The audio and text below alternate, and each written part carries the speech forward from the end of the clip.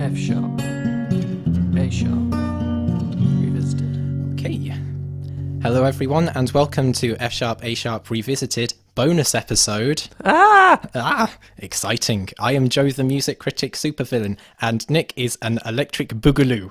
And today we have a bonus episode because Glastonbury happened. And I thought it would be fun to talk a bit about the headline acts. And we're also going to talk a little bit about the Tony Awards nominated for Best Musical, but we will get onto that a little bit later. Electric Boogaloo. Yes. Fine. Okay. Yes, you are, Nick. You are. I will accept that. So first we will talk about the Friday headliners, who were none other than alt rock, art rock, electronica extraordinaires Radiohead. Who? Radiohead? What's a Radiohead? Well, I was actually going to say this to the listeners, but if you've never heard of Radiohead before, I don't believe you. They've released so many critically acclaimed albums, from The Bends, OK Computer, of course, being their most notable by most critics. A Moon-Shaped Pool. A Moon-Shaped Pool, Kid A, In Rainbows, and even some of their lesser albums are still very good albums. Like Pablo Honey. I wasn't going to say that. But anyway, I love Radiohead so much. I have listened to their music avidly over the years. They're one of my favourite bands, so naturally I have a whole lot of opinions about them and this performance at Glastonbury. This performance marked 20 years since they headlined Glastonbury in 1997, doing a performance which many consider to be one of the best Glastonbury performances. Yeah. That would have been just when OK Computer came out, but before Kid A. So they would have had songs from The Bends and OK Computer and Pablo Honey. Yeah, well, they only played Creep, I think, from Pablo Honey. The rest was Bends and OK Computer. I've watched the performance and it's a pretty damn good performance. Interesting, because I haven't seen that performance. I've only heard the hype about it, so going into watching the performance that they did on Friday, I was quite excited to see what they would come out with. Yes. I was also interested to look at what songs they would play from which albums, and it was a very OK Computer heavy set. I do want to get my criticisms out the way, because I do have a couple before just nerding out about Radiohead, and one of them was that I found it a bit OK Computer heavy, and I understand that they're celebrating the 20 years anniversary. They've earned it, so in a way I don't mind, but I would have preferred to have seen more songs from their newer albums, both A Moon-Shaped Pool and King of Limbs. Because they only played 2 songs from each of those albums. Yes. From the King of Limbs they played Lotus Flower and Bloom, and from Moon-Shaped Pool they played Daydreaming and Full Stop. Didn't play Burn the Witch, which was interesting. Interesting, because that was the lead single, was quite successful really, for Radiohead and it not being mainstream music. I do want to talk just a few words about the King of Limbs, because I, like most fans, found the King of Limbs underwhelming, and I think that's partly just the production of the album and their execution in the studio, because when you hear those songs live, they just come to life. They're so much better live. It just really highlights how the King of Limbs was screwed. I did notice that. I haven't actually had a chance to listen to the King of Limbs. Well, I mean, I've had a chance, I've just chosen not to because I've heard not so good things about it.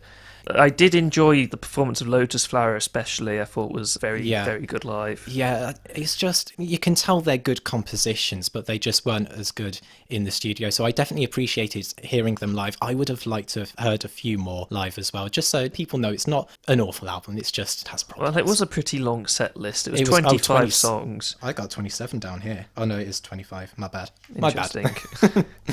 No, Call yourself a Radiohead fan. So enthusiastic that you add 2 extra songs onto the set list. I wanted them to play my favourite song as well, damn it. The performance was about 2 hours, 10 minutes long. It was a long performance. Which is a pretty long performance. Very good. I'm that Radiohead fan that has heard 4 albums by them and claims to be a fan. I'm that sort of person. Of course you are. So it was interesting to hear quite a few of the songs from the albums I haven't heard. I mean, 2 + 2 = 5 is amazing live. Fantastic song on album and live as well. So you would be interested to listen to Hail to the Thief, even though it's considered to be one of their lesser albums. The thing is, Hail to the Thief kind of takes vibes from Amnesiac and OK Computer, basically, with a touch of a Benz thrown in, and it's very disparate, very schizophrenic is how I would describe that album. You see Tom York at his most disjointed and most mentally unstable from a lyrical perspective, and some people found it a little bit too indulgent in that style, which I think is fair, but I would still say it's a good album. I think that they had a good mix of songs, because I don't blame them for playing as many OK Computer songs as they did. I don't blame them for playing as many In Rainbows songs as they did. Well, it's a fantastic album. Because both of those albums, I think, have the songs which are most suited to a live performance. I know Kid A is considered to be one of their better albums by just about everyone, and I don't begrudge the fact that they've only chosen to play 2 songs from it. However, I think the fact that they chose Everything in Its Right Place as one of those 2 songs was a bit of a strange choice. See, the thing is, I love Everything in Its Right Place so much. I will make a video about Kid A one day where I will talk at length as to why I think that song is such a fantastic album opener, but that's for another time. I didn't think this particular live performance of Everything in Its Right Place was that great. Yeah. I have seen other live performances when they've done it better, so I kind of... And they actually went out of time at one point in the song. I'm not sure if you noticed. Yeah. That was a little disappointing. Yeah, but I will say I like how Colin grooves the bass towards the end of that song. That's a really nice addition because you can't really replicate the studio version live. It just wouldn't work, so you kind of have to add that extra jamming element to it. But they did choose Idiotech from Kid A, which is fantastic live. One of the better songs live. I love it. It's interesting they had as many songs from Kid A, possibly their best album, as they did from A Moon-Shaped Pool, which is their most recent work. Would have liked more songs from, even though I do love A Moon-Shaped Pool, I do have some criticisms of it as well, but they've got some cracking songs on there. Interesting choice to do Full Stop instead of Burn the Witch, I think. Yeah. But I will say Full Stop is one of the songs that actually jumped out at me as being one of the better songs performed live. Can I just mention one of my criticisms, which will lead into me talking about Full Stop? I thought the set started very poorly with Daydreaming and Lucky. And let me explain myself. For Daydreaming, personally, I think it's one of the weakest songs they've done. I think you disagree with me on that, Nick. Yeah, I think it's the best song on the album. I think it's really weak, but maybe that's my own bias speaking, but I did not think it was a good opener for a set either. I felt like it was too distant. I do agree to an extent. I think Airbag is the optimal song to start a set list with by Radiohead. This, yeah. I don't think Daydreaming's the worst choice. I think if they'd started with Bloom, but... Yeah, well, I think it's just my own bias against Daydreaming speaking, but see, I love the song Lucky. I absolutely adore that song to bits, but I do not know why they thought it was a good idea to have it so early on in the setlist. It completely fell flat because of it, because in the album, it's the penultimate track on OK Computer, and that song draws its strength, partly from its symbolism, but through how it draws catharsis out of weariness, and so it kind of needs to be towards the end of an album or a setlist to really get its full effects, and because they played it so early on, I just felt like the song completely lost its power. I understand that completely. Yeah, and that leads me on to Full Stop. That's when the set list started for me. That's when the show started for me, because I love Full Stop. It's such an energetic track, but it builds up in a way that it creeps up on you, and then suddenly you're in this incredibly energetic, different sounds going over everywhere in this mad chaos of instrumentation, and it just looks so fun live. It's not something I would have expected from Moon-Shaped Pool looking back on it, because it does strike me as being a calmer album in general by them, definitely. But it's not what I would have expected them to play so well live to really hype up the audience. I mean, it goes back to the point. I would have liked more songs from A Moon-Shaped Pool. Like you said, Burn the Witch, I think it's a fantastic track anyway. I think that would have gone across very well done live. I mean, I know they use a backing track for the orchestral, I think, for some of it, and they have done some piano performances for it, but I think they should have at least given that one a shot. Pretty sure that you're thankful they didn't play True Love Waits. Yes, that's another song I did not like from their new album. But which is interesting because they've been playing that song live for many years. Well, the thing is, I like the live version. It's the way the Moon-Shaped Pool version executes it that I don't like. I personally love it. I think it's one of the stronger tracks. That's it's understandable that I can understand why you don't approve of it. It's a very interesting difference of opinion we have on that song. Other Moon-Shaped Pool tracks I would have liked to have seen. Identikit. I love Identikit, and it's got a great beat and a great feel to it, a great B section which has a lovely climax that would have worked well live. The Numbers as well, I think, has very striking piano and glistening strings instrumentation that I think would have worked really well live as well. I'd like to skip forward a little bit now because otherwise we'll spend forever dissecting every single track. Exit music for a film was beautiful live. You're not going to like me saying this. I love Exit Music. You know I like Exit Music. It's your favourite song by them, isn't it? It actually isn't. It was at one point. Actually, yes, you're right. It was at one point. That's by the by. There was one part in the song.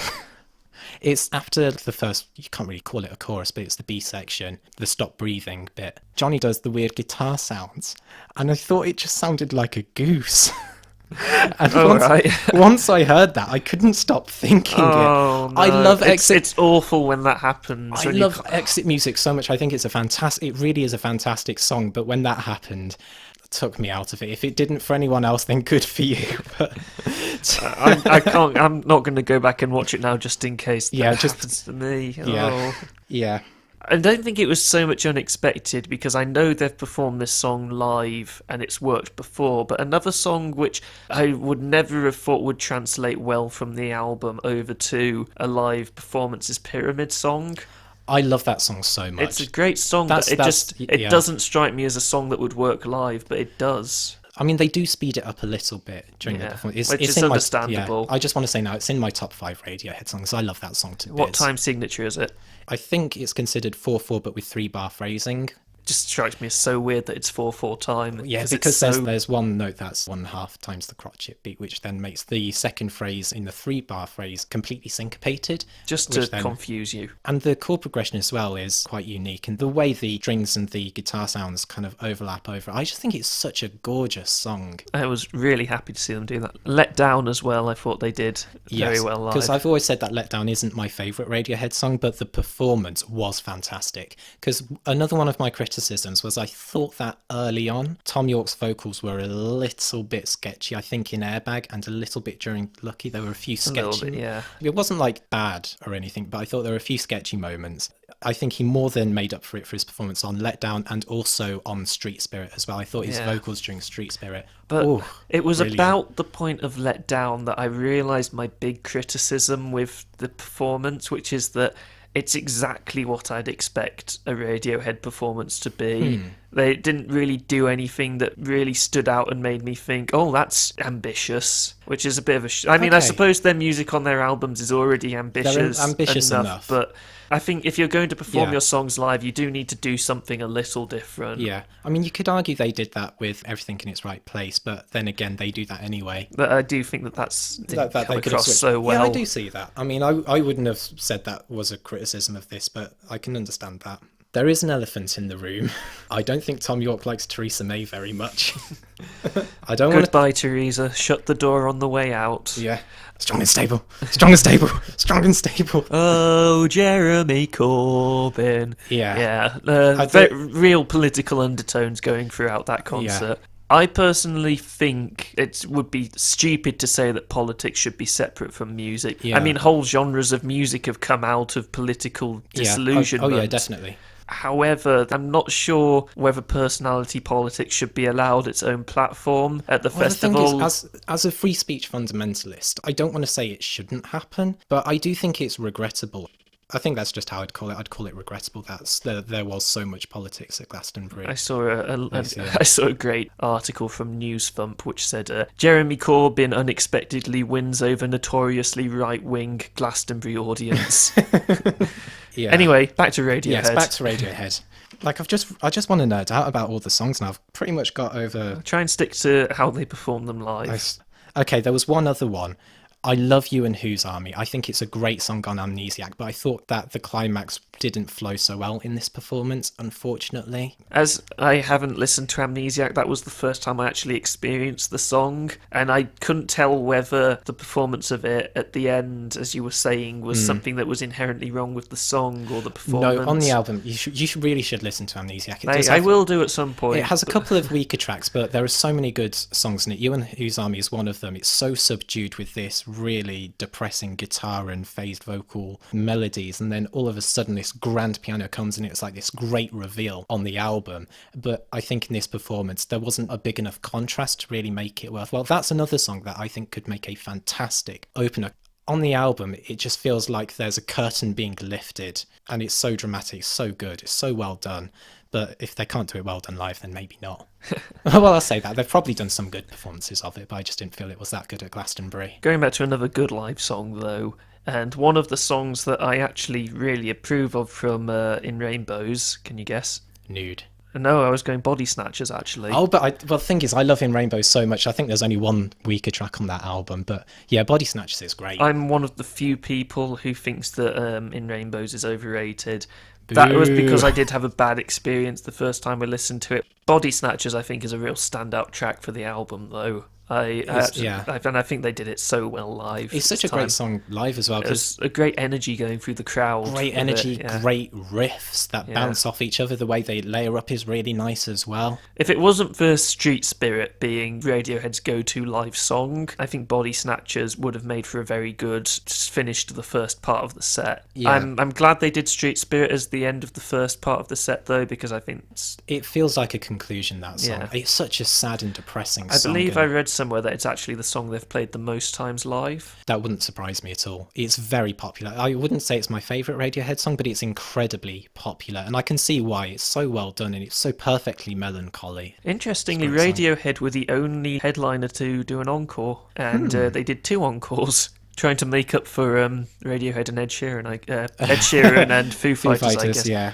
Radiohead have to make up for themselves. Yeah, with the extra encores. I mean, they're such a big band. They've got an impressive catalogue behind them. I still think it's astounding that they're as big as they are, honestly. If they'd released the albums that they released back in the 90s today, I don't see any way they could have been so big. They would be so ignored. I know. Mean, think about great albums today. I would argue Planetarium. Well, just so many great albums go completely unnoticed because it's just the way the music industry works at the moment. But Radiohead are so influential, and it's become so accepted that they're influential that you don't really notice their influence in music that much anymore. Bands like Sigur Rós pretty much modelled the sound of their earlier work off of Radiohead.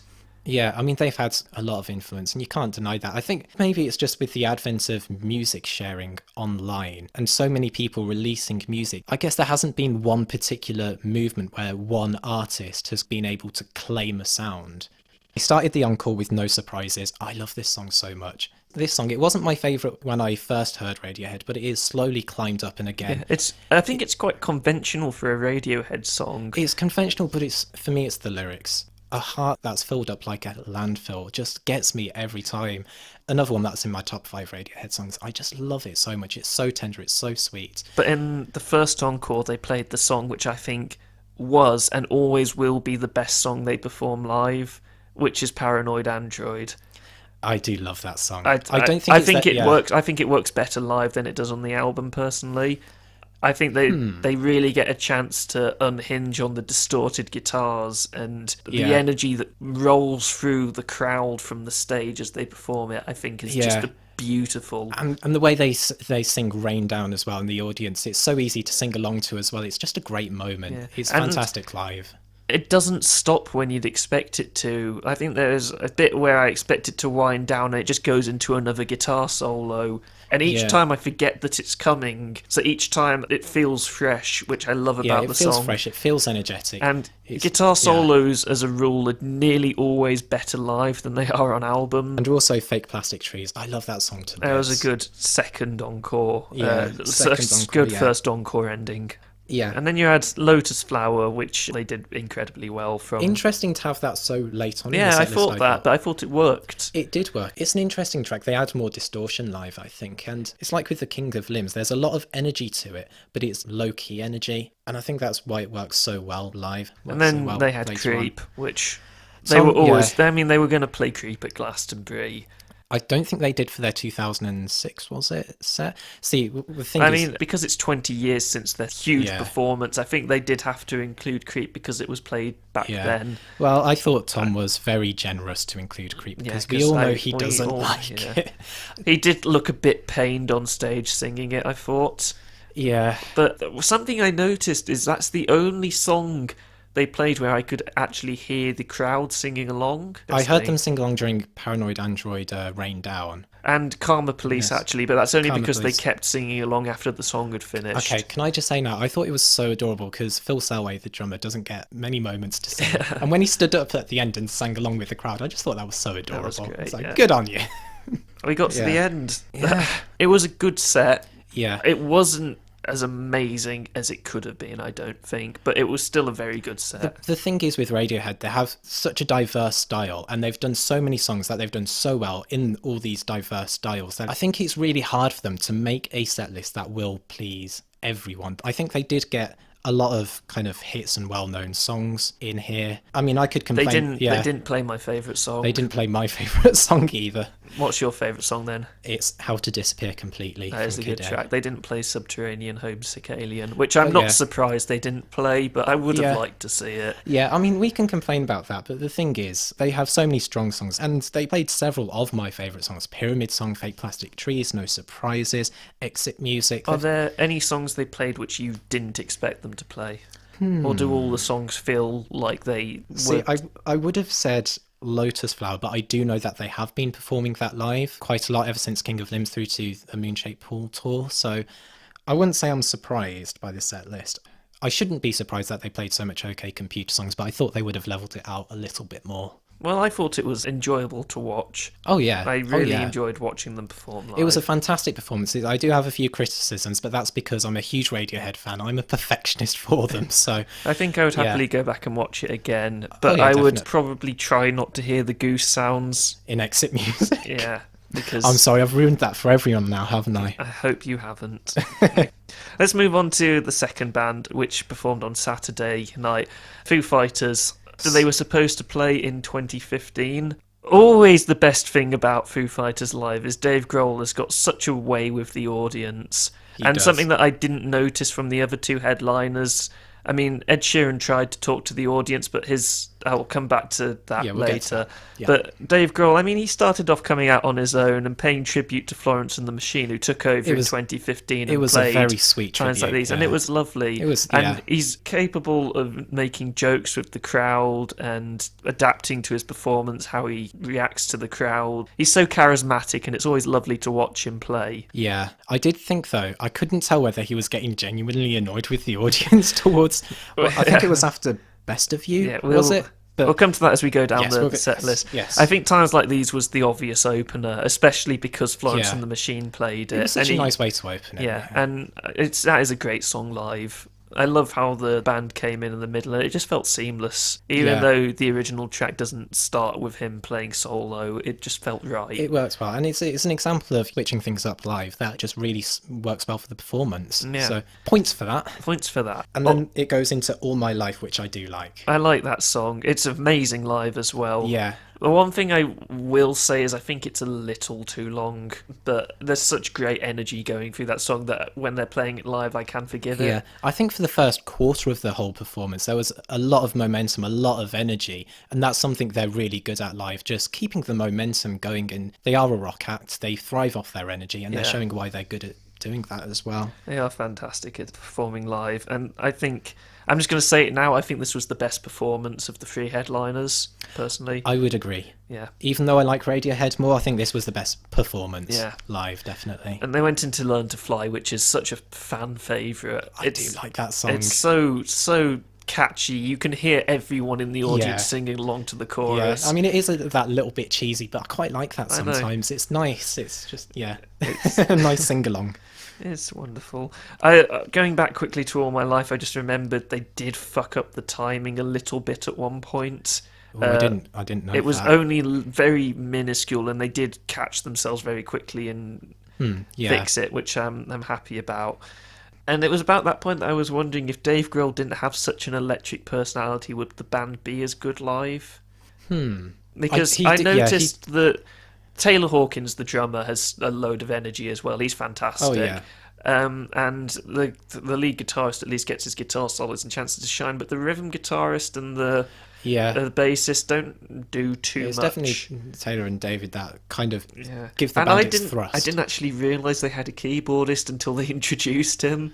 Neither did I. Yeah. I didn't know there was any keyboard in any of their music, but... No. Anyway. Which is a little weird, but he was quite fun to look at times. There's one point where I think they were playing one of their slower songs. He was just at the back, just having a cigarette while he played and looking cool. Might as well. Yeah. But I think with Dave Grohl, he has so much charisma, so much energy. I mean, there's not really much point in saying that we'll deduct points what if he wasn't there? Because I mean, he is there. So yeah. I really enjoyed Learn to Fly. Definitely. Grohl and Hawkins really bringing the energy on that track. And it was really interesting to see that for the first three tracks, they extended all of them for the live setting, making them that little bit different. Yeah. which I really appreciate when bands do try. And they did do that with a do couple of different other live. tracks as well, like The Pretender and a few later on. And it just allowed them to rock out a little bit more. You can see that they're enjoying their songs so much, and that translates to the audience as well through their sheer energy. The Pretender was one of my favourite tracks they did live because I love The Pretender. They went into that 50s rock and roll section, which I never picked up on when they play in the song, and it worked so well. It was such a seamless transition. And it was such a jam as well. I know. The crowd was clearly having the time of their life. It's amazing. It rocks hard. It's just a great track. Yeah. And then they introduced all the members of the band, which is, I mean, props to that, because everyone deserves credit. And I like that they did it by playing covers of lots of different songs, which I loved. Yes, there was. Like they had. They started with Ted Nugent. Which I don't know. People, I mean, he's incredibly right wing, very, typical American sort of redneck guitarist type guy, very fond of hunting and all that stuff. So he didn't come across as such a great person in the UK. I don't think there are many people who are that much of a fan of him. And Grohl acknowledged that after they played the little lick from his song. It's like, that's probably wasn't the best idea. I also liked the countless references to Queen. Yes, yes, and I don't mind that, because I mean, Queen is were such great live performers anyway. There's no problem with taking influence from them. I think they had, so many people have anyway. The bass line from Another One Bites the Dust, and then Taylor Hawkins doing Freddie Mercury's classic a call and response live vocals. Yeah, and it's jumping a bit, but Under Pressure as well, the cover at the end. Yeah. I didn't think it was, I thought it was pretty good. I didn't think it was like amazingly inventive. I know, but it was nice that they put that in. Yeah, I did appreciate it. And I like that Taylor Hawkins, they gave both Taylor Hawkins a chance to sing in the spotlight. Yeah. I mean, I know that he sang on Cold Day in the Sun, I believe it was. Yeah. And then they had but it was the fact they got Dave Grohl to play drums, because he was originally the drummer for Nirvana. So it's a nice switch up. Yeah, I mean they're multi-instrumentalists, so why not show it off? It was great. I really appreciated that. I'd like to skip forward a little bit to Walk. As far as Foo Fighters albums go, there's The Colour and the Shape, which I think is one that is a fantastic rock record. And then they've got a lot of sort of middling albums which have some great tracks. Yeah, they have some real highlights and then a bit of filler. Like every album is guaranteed to have at least one fantastic song, which will be their single, and that's what you'll remember, which is fine. But then they released, can't remember the name of the album now. They released Wasting Light. Yes. Back in 2011, I believe it was, which was such a refreshing album because it didn't have any filler on it. It had so many great tracks like Walk, Wheels, White Limo, and I was really happy that they played so many tracks from that. They played as many as from The Colour and the Shape, I believe, which was very welcome. And which is very fair, it is a more recent album. And I think Walk is a beautiful closing track to that album, and I'm so glad they chose to play it live because it's got so much power. I expected them to play it as sort of like an end of the first set thing before they went on to do an encore, but they didn't do an encore, and I'm fine with where they played it. Yeah, they just subverted my expectations a bit. I also like that they dedicated that to Dave Grohl's surgeon who fixed his broken leg so he could walk again. Quite a lot of dedications this live, which is good. My favourite dedication being in the song My Hero, where they dedicated My Hero to the naked guy in the audience. Because of course they did. And My Hero is another song that's amazing live, with the chorus that everyone will sing along to. Oh yeah. So catchy. And they extended that song as well. It had an amazing end to the album where it sort of... I'm just remembering it and just being so happy that I got to see it. Yeah. That was the song where the keyboardist was smoking on stage as well, looking really cool. The riffs at the end of that song were fantastic, though. And they played a slower version of Wheels, which I appreciate as well. I liked that. Mixing it up on stage. I really liked the piano in the track. I mean, you couldn't say it's technically amazing, but it was just really nice. It was just nice to hear. And I suppose if I did have a criticism of Foo Fighters in general, they don't have a huge amount of diversity in their sound. And to have that nice piano track in the middle, I thought was just a nice break. They played their new song Yes. Run as well, which I was Yes. thinking, should we talk about this during the main podcast as a song that came out this month, or should we talk about it now? And I figured we should probably talk about it in this. Talk about it now, because it's a lot different than their other tracks. I was getting quite a big stoner metal vibe. Yeah, it's a lot heavier than because they've got quite a mainstream audience at the moment, and it's nice that they feel they have the courage to release songs different. Like Run. Yeah. It's really energetic. Good surprisingly riffs. Catchy as well. Yeah, good riffs, good catchiness. And it's got a great music video of old people fighting. I have not seen the music video. I should do that. And I'm glad they played it live. And it did hold up against some of their other songs that they played. Oh, definitely. Yeah. I will mention at this point I have missed out talking about a few of the songs deliberately, because they did play some of the newer tracks or less popular tracks, and I think it really is a testament to how some of the tracks on the albums they've released sort of mid-2000s aren't as strong. Yeah, it's a bit of a shame, but I don't performing them live, they still perform them incredibly well. Had the energy, but those songs I think just don't hold up as well. I do agree with you. I don't think it harms the overall performance too much, because they have such energy. They kept up the momentum, and then even if there was a bit of a lull for one or two songs, kind of towards the second quarter, they came back with some great songs afterwards. So it wasn't really too much of a problem for me. And I mean, for every song that I wasn't so sure about, every time they played one of their hits, it made me smile. Yeah, and they have so many hits. It's wonderful to listen to them play live. They're one of the bands where their hits, I really do think, tend to be their best songs. Yeah, they're really good at choosing singles. Yeah, definitely.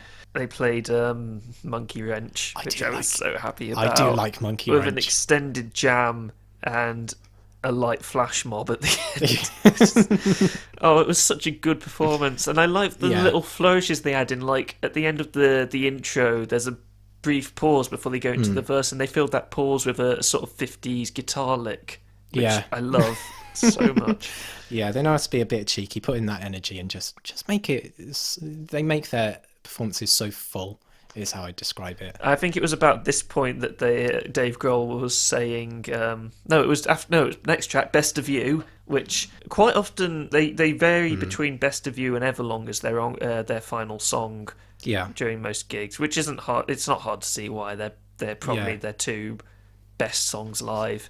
Yeah. And I did love the crowd singing along in the middle of Best of You. Yeah. And also during the bridge where, the band stopped and the audience were not keeping time. That great.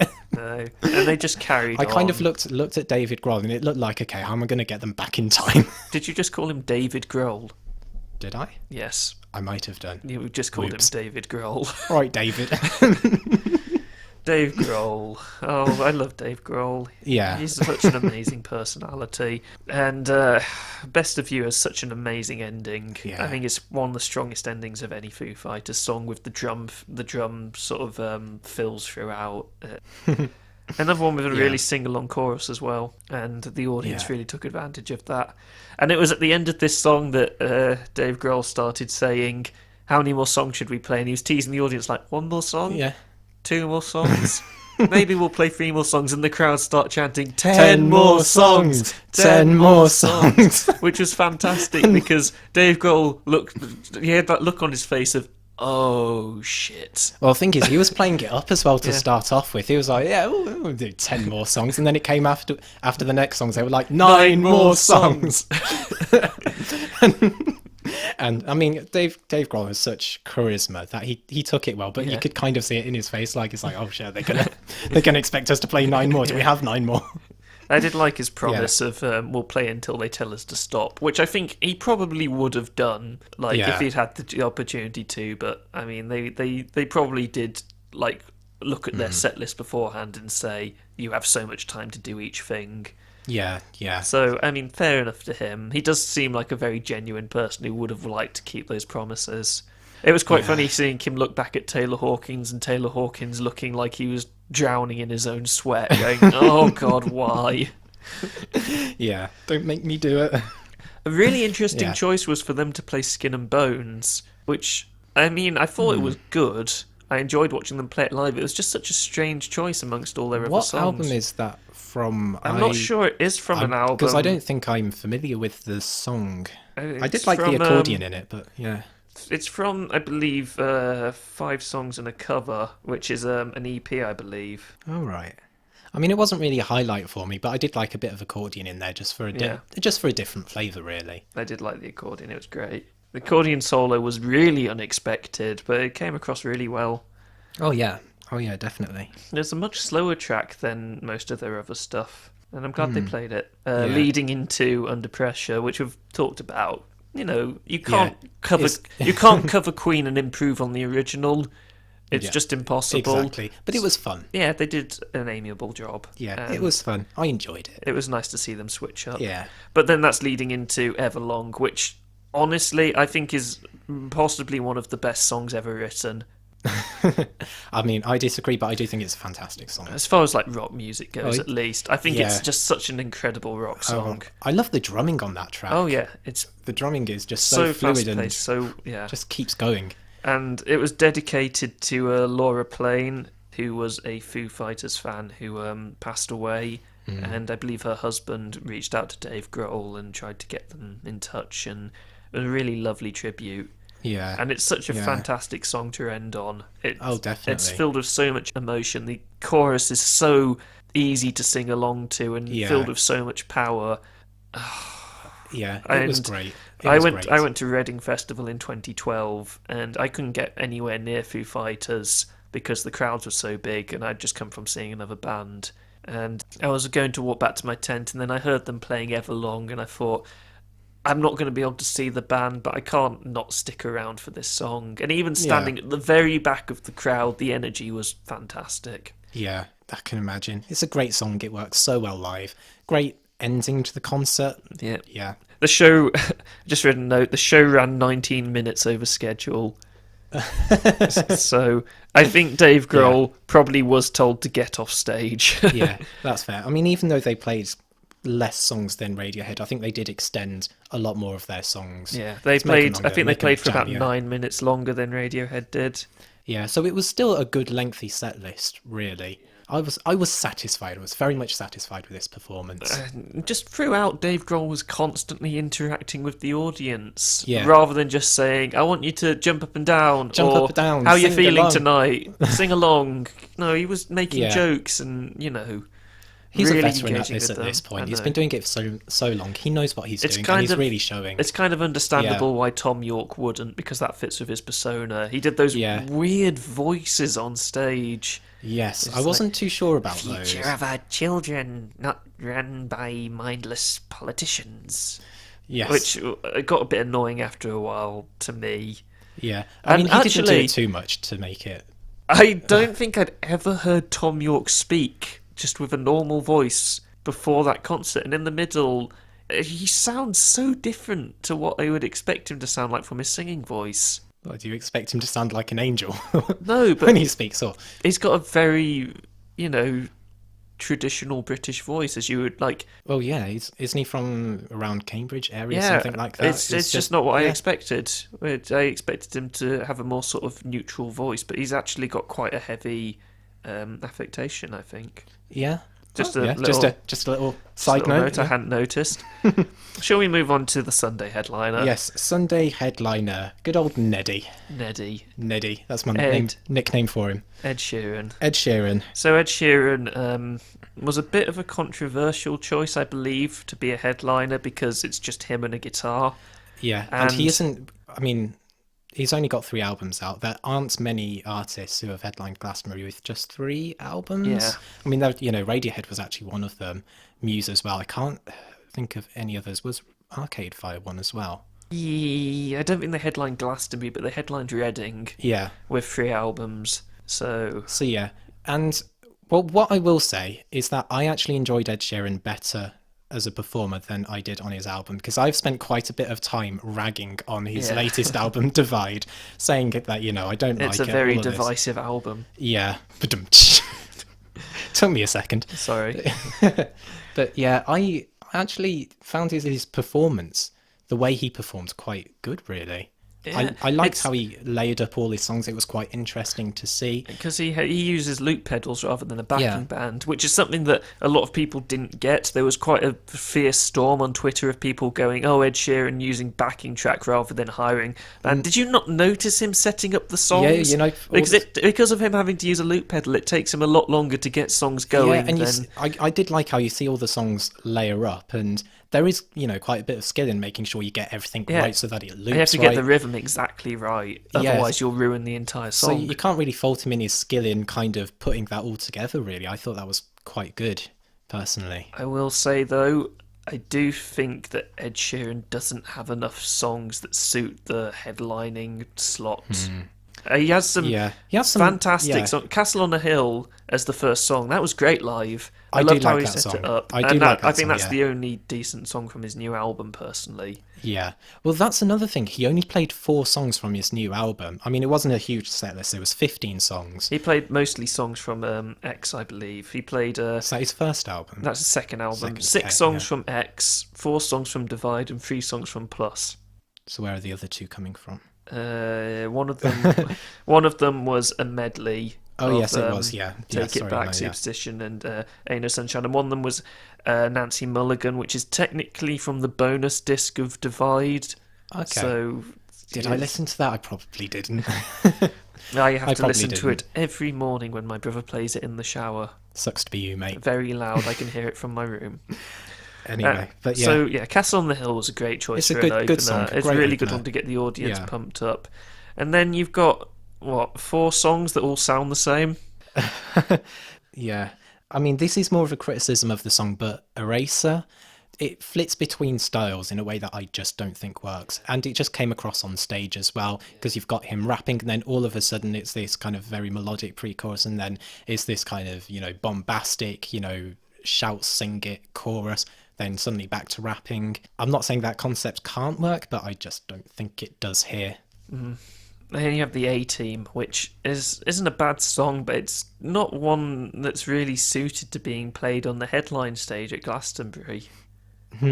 Yeah, I think I'm not sure because I'm not a fan, but I think that song is popular with his fans. Yeah, that's why he's playing it. It was, I believe, his first single. Yeah. And it's not a bad song. It's just not a bad song, but not really fitting. Or maybe it could have come a bit later in the set list, because I do think the momentum was slightly dropping at that point. And when you start a set list, I kind of think most of the time you want to start off strong and then keep it strong through the energy, at least to a point where it maybe track, 6 or 7, where you can kind of let it go a little bit and still keep the audience engaged. Yeah, I'm not sure that the positioning of the songs on the set list was always great. Yeah, I don't think it was terrible, but, no, it could have switched it around a little bit. He did manage to command the stage throughout the entire performance, just as one person. I thought that was something I will give him a lot of credit for. Yeah. He has a lot of energy. I think by track 9 in the set list, he was very sweaty. He was very sweaty, but he was enjoying himself. He was bouncing around, and I do think that translated into the audience as well. I know he was trying to get them to, jump along, sing along, and all this, but I do think they were enjoying him. Yeah, and just being a presence on stage. Of the 3 bands, Radiohead had the least people singing along, but then I think Ed Sheeran managed to contest with Foo Fighters whether more people were singing along to his songs or theirs. Which, props to him. He's only 25. He's had 3 albums, and he's been famous for about, 6 years?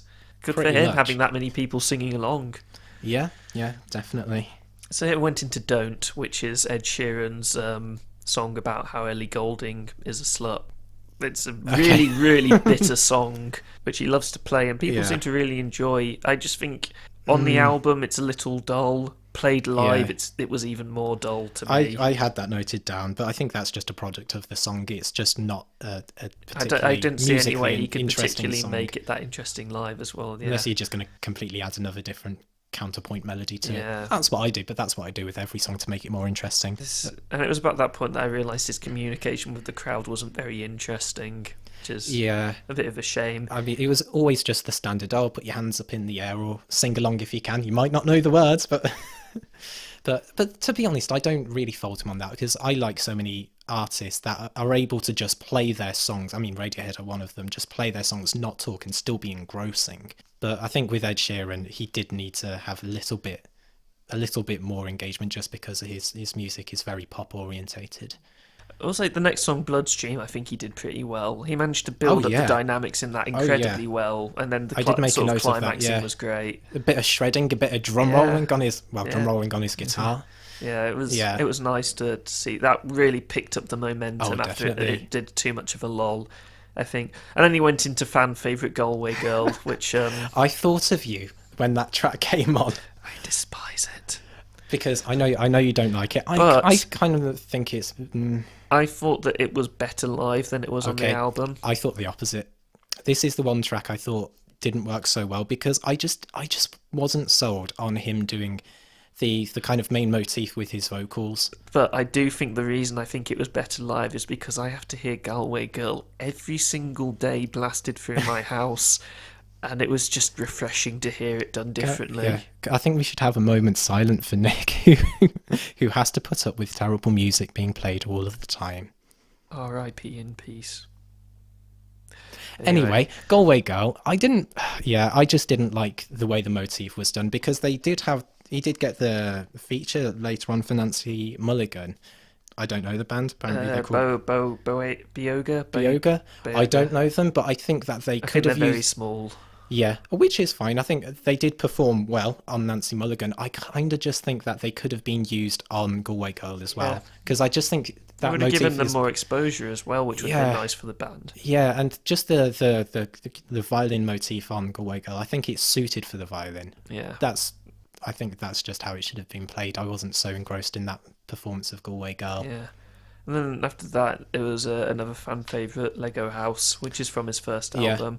It was fine. It was fine. I think it's a good enough song. Nice song, but once again, it's just not one that you'd really expect to have on the main stage at Glastonbury headlining. He's got... I mean, it's okay to have a few quieter songs, because, I mean, Radiohead had that. You kind of have to... You need to have enough songs that really bring the energy to headline Glastonbury. But even slow songs can have kind of energy, but I think it's always a matter of where you place them. And I kind of think he was just mixing up, the more upbeat tracks with some of the lesser tracks without really giving it too much thought about how they flow. And sometimes, as an artist, sometimes you don't always know how things are going to flow live, but he's done plenty of live performances to try and gauge what works and what doesn't work, I would have thought. He headlined Wembley Stadium for 3 nights in a row, and I've watched the recorded performance of him doing that, and I felt like some of the songs on here, which I'm saying didn't work so well at Glastonbury, he actually managed to do really well in the stadium, which is weird because it's a bigger audience there. And I'm not sure why he's not done it so well this time. Maybe it's just a matter of performance this time round. Perhaps. Then we have his medley of Take It Back and Superstition and Ain't No Sunshine, and frankly, I just thought this went on for far too long and got really boring. I thought it was nice to begin with, but then, pretty much. He milked it for far too long. Yeah. Which is a real shame. I suppose that was a nice break between his actual songs. It came right in the middle of the set list, so I suppose it was a nice break, if you don't like listening to Ed Sheeran. But yeah. He goes into I'm a Mess after that, which is kind of fast-paced, but it's pretty shallow lyrically, I think. I find that song a little bit catchier than his other songs, so I did appreciate that kind of coming into the second half, but I do think he struggled singing the lower notes. Yeah, I noticed that too. Yeah, which is, It's a bit of a shame. It's a bit of a shame. I mean, usually with lower notes, they're easier to sing at the beginning of the performance, so maybe that's a song that could have, if he was going to play it, doing like the first 4 or 5 songs really.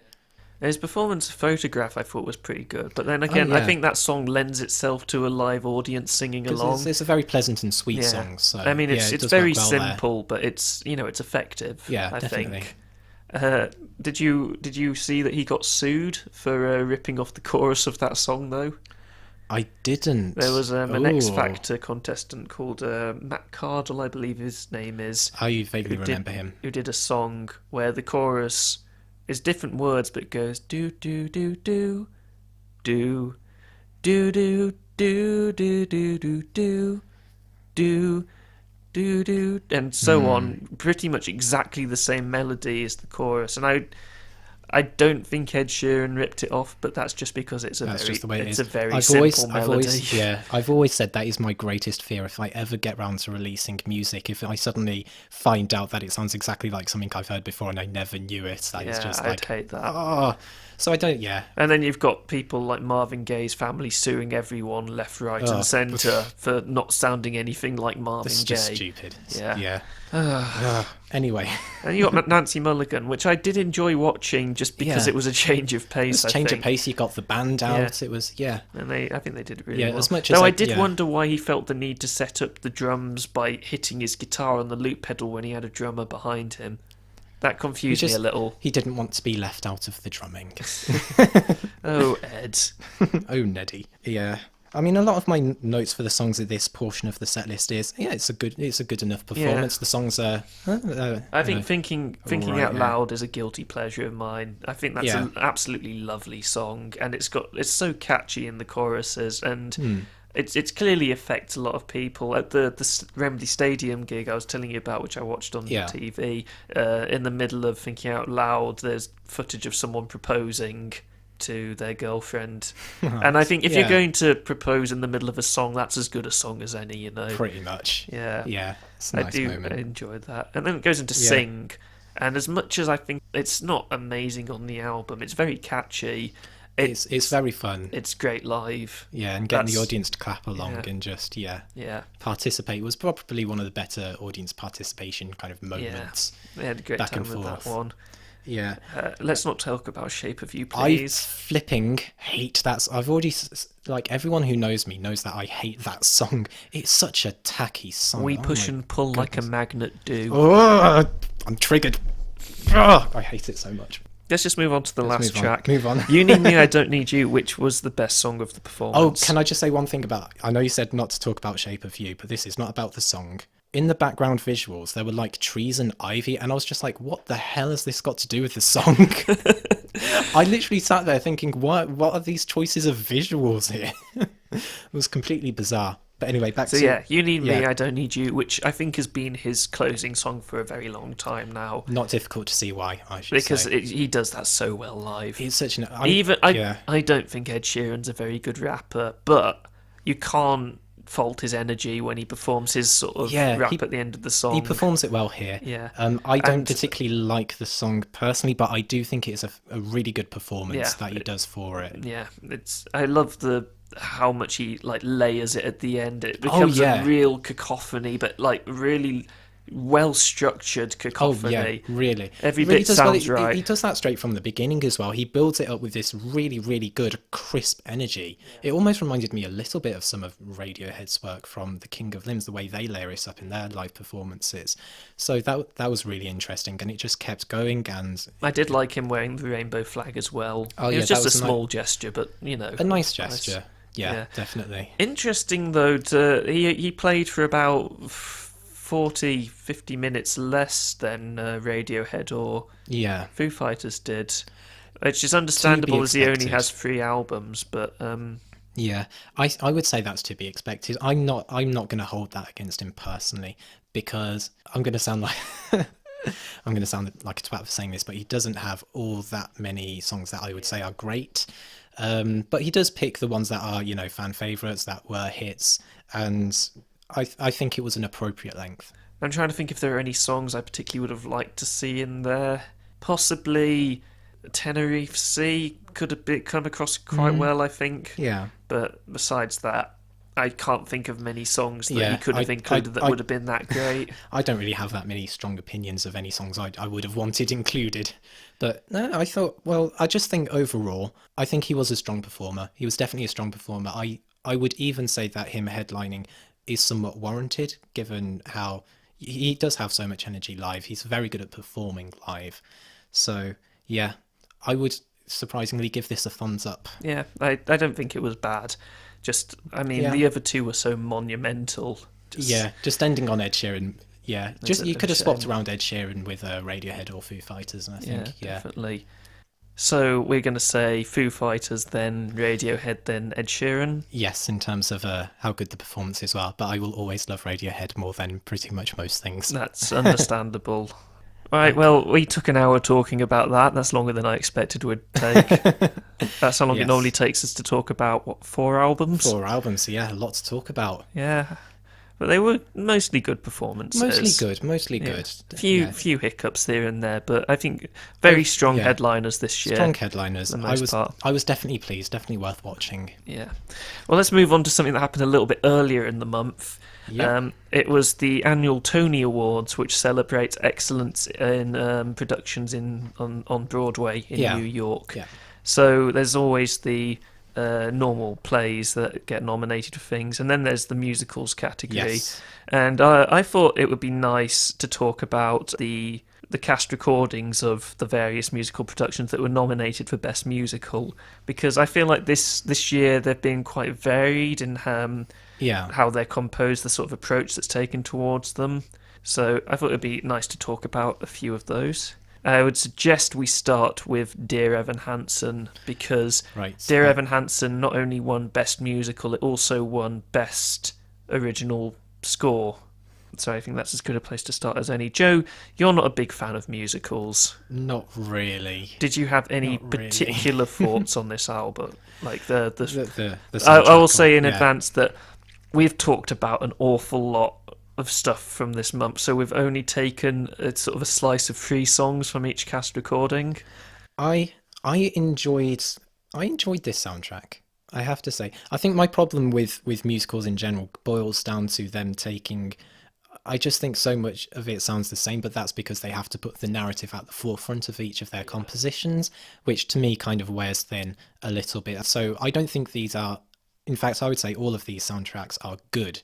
I think they're all, good musicals, but for me it's just a matter of... That's fair enough. I think I get a bit more out of them than you do. I really enjoy musicals, so that's partly why I wanted to talk about it. But I did want to get your opinions on it from someone who's not so blinded by the spectacle, I would probably say. Blinded by the spectacle. No, I enjoyed it. I think it just layered up well each of the songs that you told me to listen to. And looking at the synopsis as well that I did, it sounds like an interesting concept. As I suggested, we listen to Waving Through a Window, which is sort of the big number of the musical. It's the one that's been performed on talk shows and everywhere, and a lot of people know it.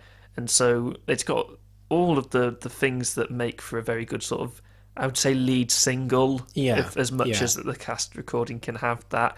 I just think it's a very standard musical number, but done very well. There's a lot of great dynamic shift in it. The lyrics are very poignant. The vocal performance is pretty great. Oh, definitely. That's one thing I definitely enjoyed about this one, and most of the others as well, was that the vocal performances are all good. You can't really fault. And I love the drums in this track because they constantly shift throughout. They're always doing something new, which is great.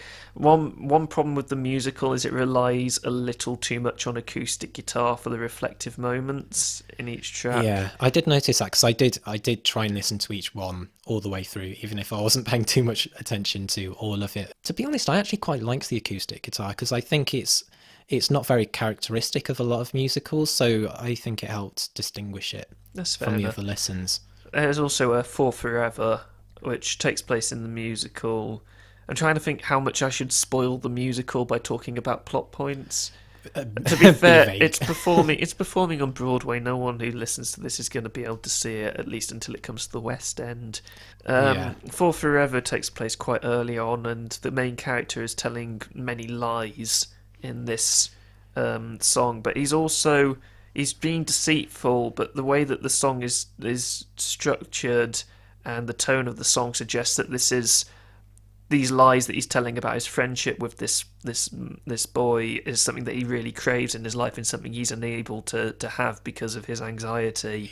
And it makes you feel sympathy for the character despite the awful thing he's doing, which I think might have been a little bit harder to do without the music. I definitely think the music helps, and I think that's why it's such a striking musical as well. At least from what I've gathered from it. It's the subject matter and the music working together really well, which I think is why it warranted winning. I do understand it those winning, awards. yeah. And then there's Sincerely Me, we also looked at, which I think is one of the catchiest songs I've heard all year. It's just really, really fun.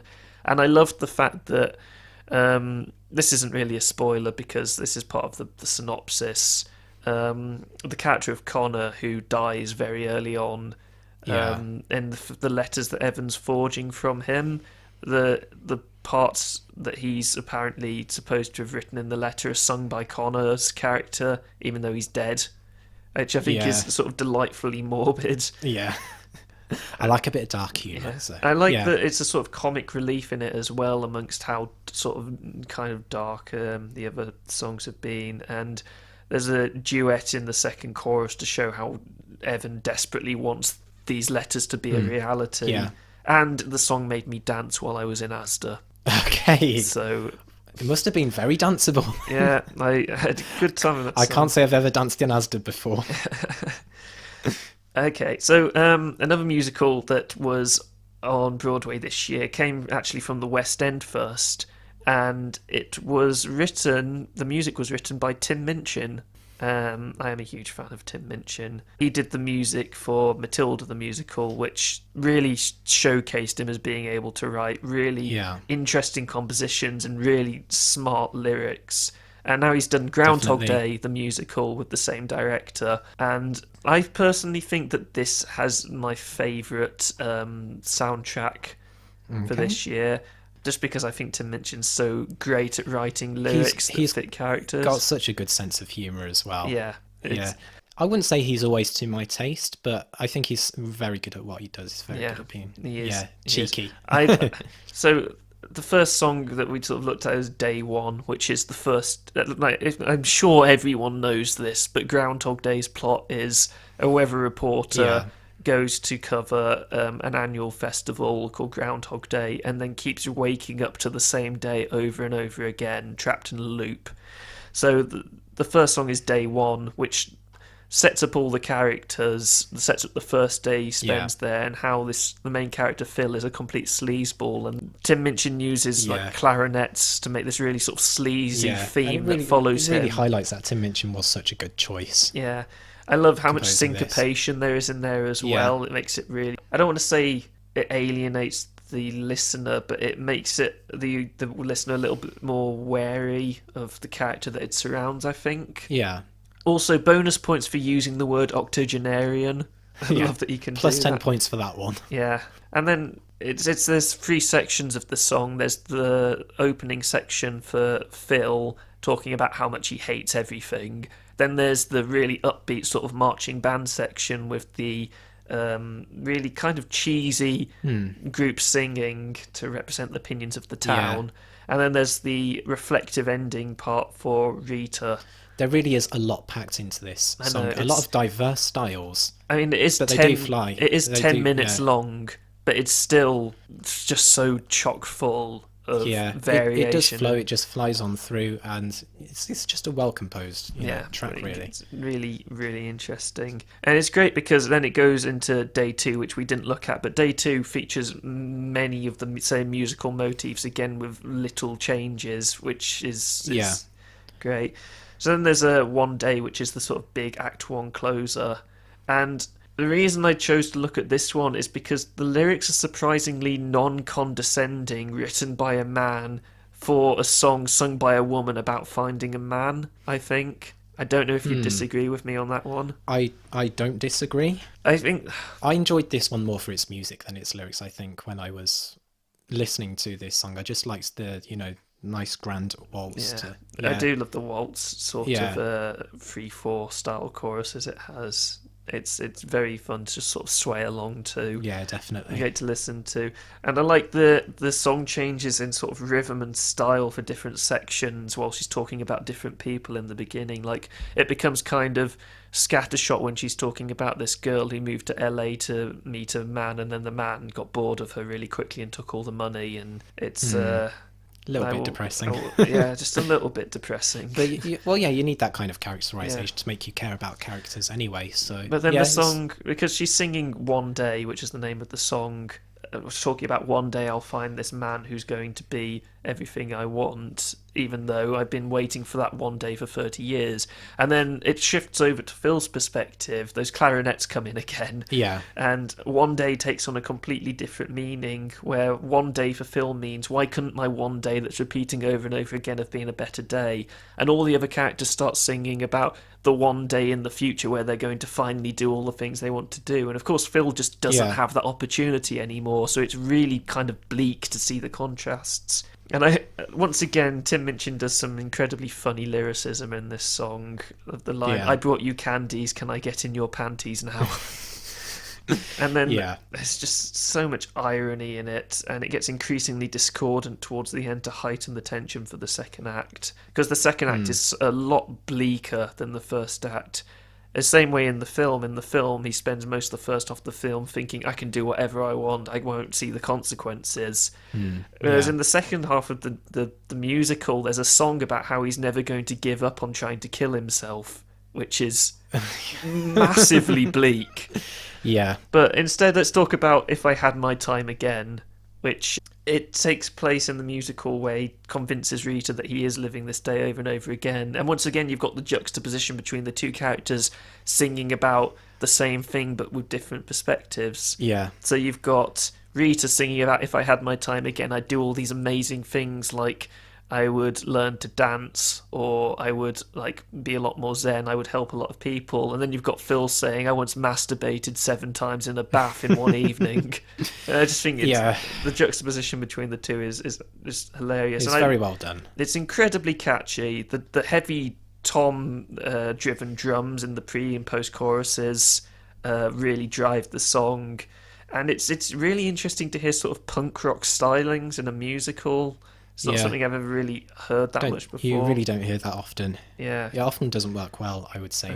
But I think this is one of my favourite songs of the season, so I'm really glad. The one criticism I have of it is the bridge probably works better with whatever's happening on stage than it does on its own, because it's more sort of an interlude in the track. I mean, that's to be expected when you're listening to a soundtrack anyway. Talking about viewing things on stage compared to the musical that's playing, let's move on to Natasha, Pierre and the Great Comet of 1812, which is based on 70 pages of War and Peace, which, I mean, kudos to whoever thought that was a good idea.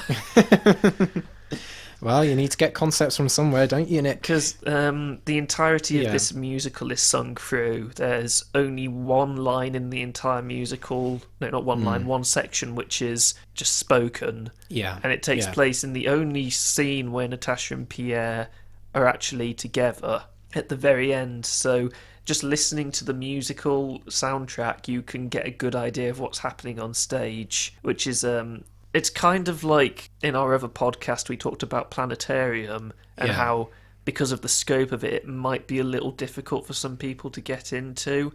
I think it's sort of the same with this album. You have to really commit to listening to it and going along with the entire story. Yeah, to really get yourself into it. So it was more difficult to choose 3 tracks for this one just because of how long it is. 2 hours, 5 minutes, something like 27 tracks. So it starts with a prologue, which is really irreverent, talking about how the audience really ought to look at their programs to read a bit about what's going to happen, because otherwise they won't understand, because it's a really crazy Russian novel where everyone has 7 different names. Yeah. And they'd appreciate it if you just read along so you weren't asking questions. If you've ever tried reading Russian novels, you'd know that it's flipping confusing sometimes. Russian novelists... often they really go off on tangents. What was it I was reading the one time? Crime and Punishment. There are some really interesting concepts in that book, but bloody hell, it was hard. And War and Peace, of course, being famous for being ludicrously long. Yeah. The fact that they managed to make a 2 hour musical out of 70 pages is really impressive. Yeah, it's really something. So the prologue is great because it does a sort of 12 Days of Christmas thing where it introduces new characters and then reads back the characters it's already mentioned, just giving one defining feature about them so you have a bit of an idea about each character. I think that's really useful.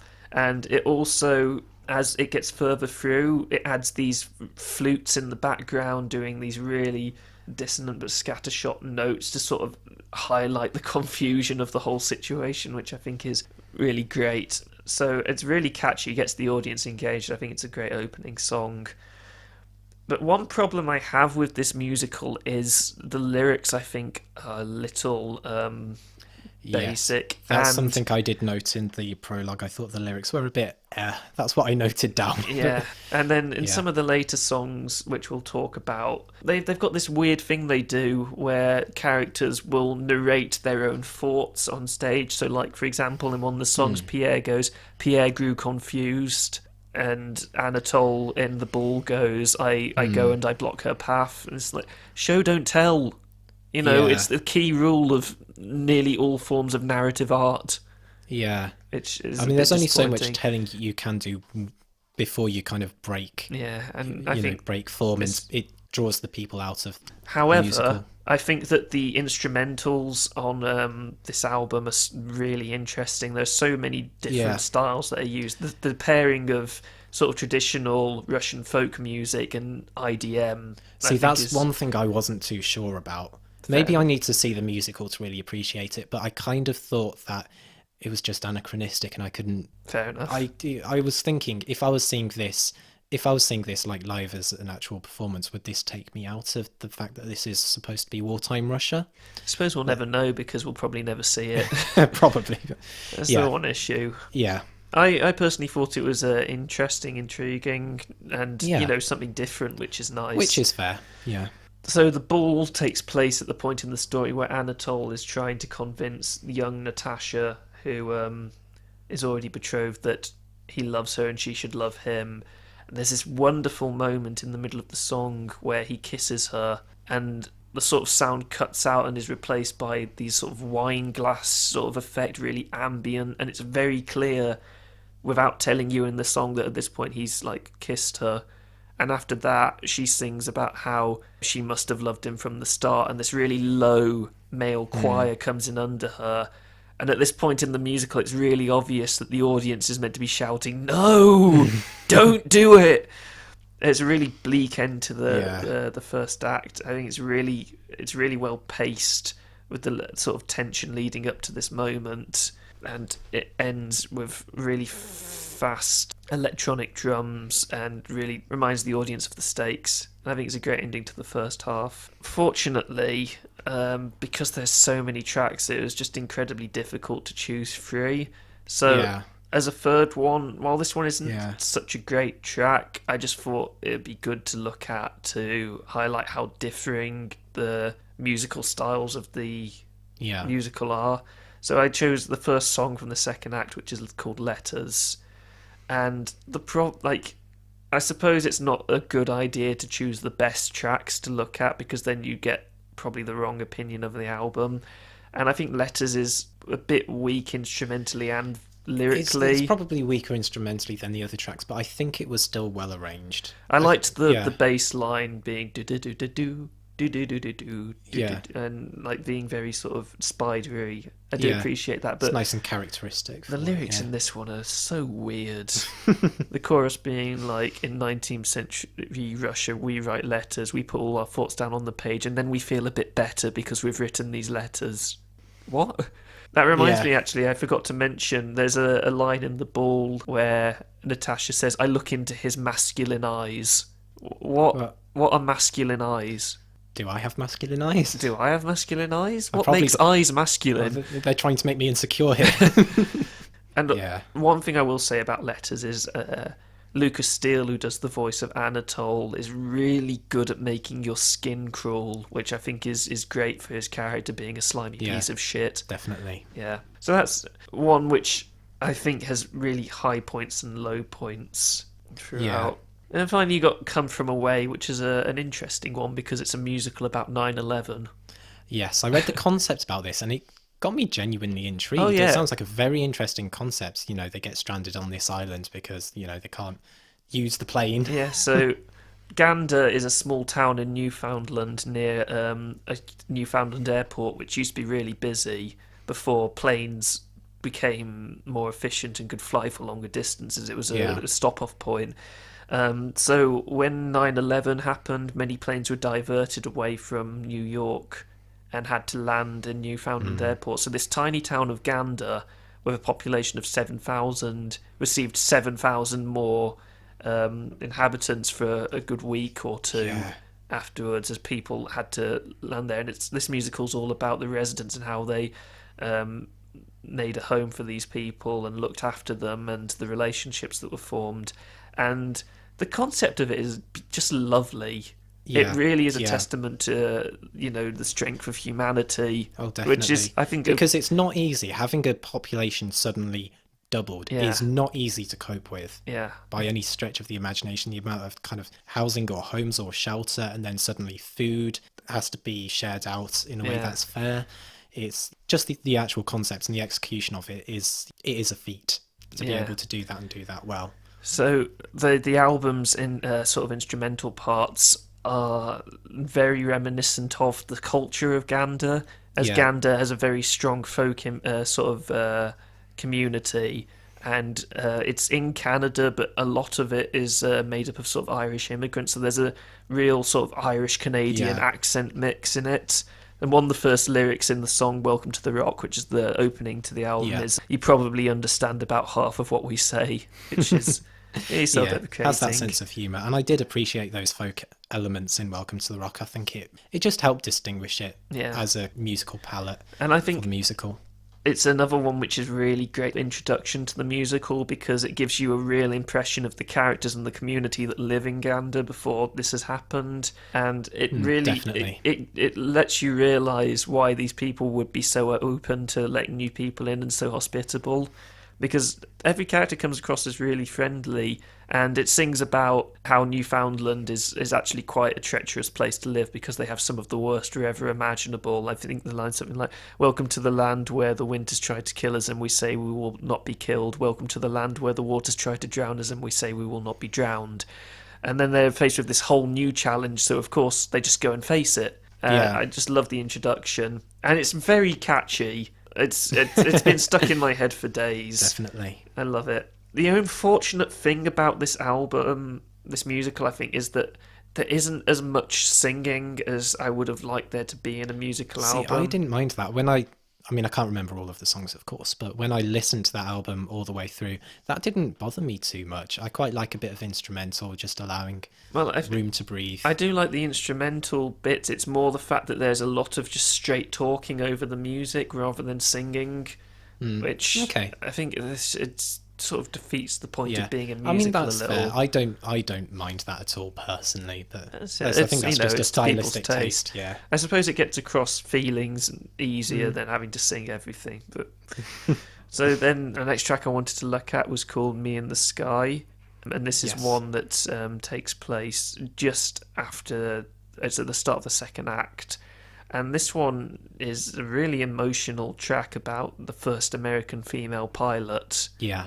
And on my first listen of the album, this one stuck out to me. Yeah. Just because of how emotionally, it's triumphant in all the right places, determined in all the right places. What I like about it is that it actually takes you on the story as well. And so it really kind of grounds you in this character's narrative, and you actually really feel her success as well when she gets to the end of the song. So it's definitely one I appreciated. Because we're taken with her through so much of this, and the lyrics are written to make you really feel for the character, when it gets to the line which says something along the lines of, "And then I hear on the radio there's been a terrorist action, and the thing that I loved more than anything else in the world was the bomb." And it just suddenly turns in minor chord, just blares out. That is a moment. Yeah, that is a moment. Fantastic moment. And and then she says, because the song's called "Me in the Sky," and most of the album is about her connection with her in the sky. And then the final line is, "And now there's something between me and the sky." Yeah. Oh, it's so heart-wrenching. It's just a very good, just emotionally written. Yeah, and I think the vocal performance on it is fantastic as well. Definitely. Yeah.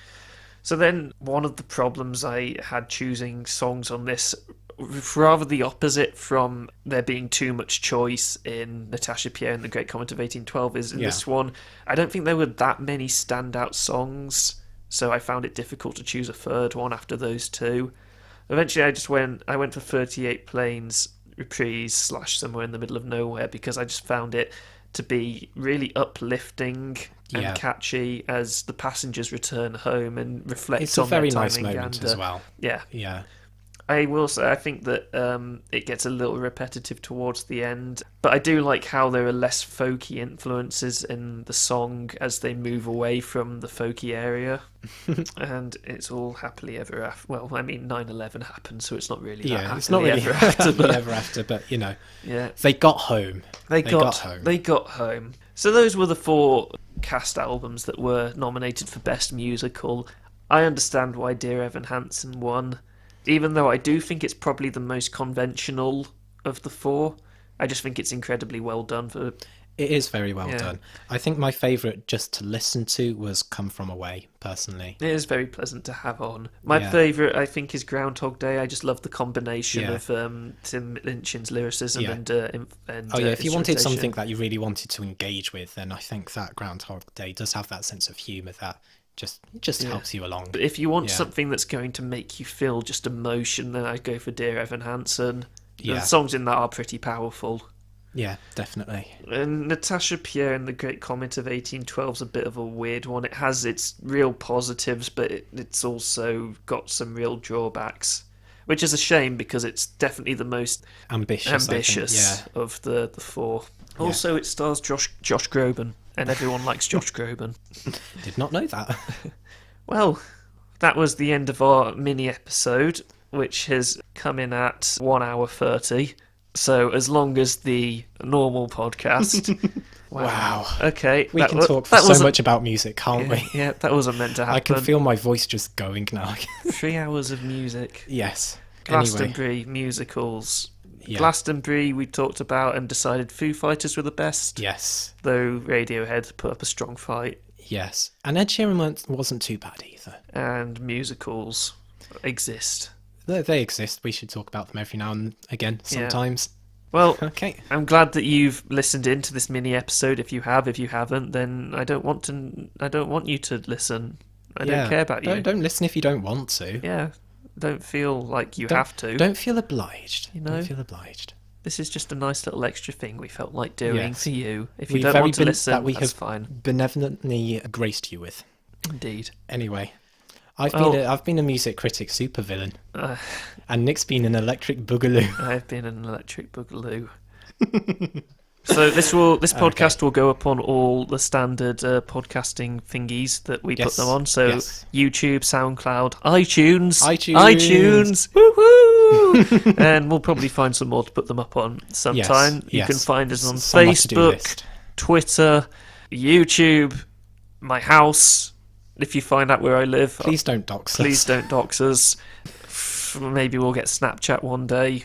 Instagram, we hate pictures. Yeah, it'll happen at some point. We're not social media gurus. We are.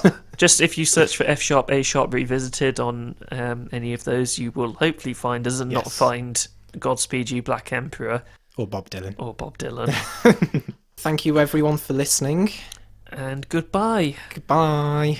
F# A#.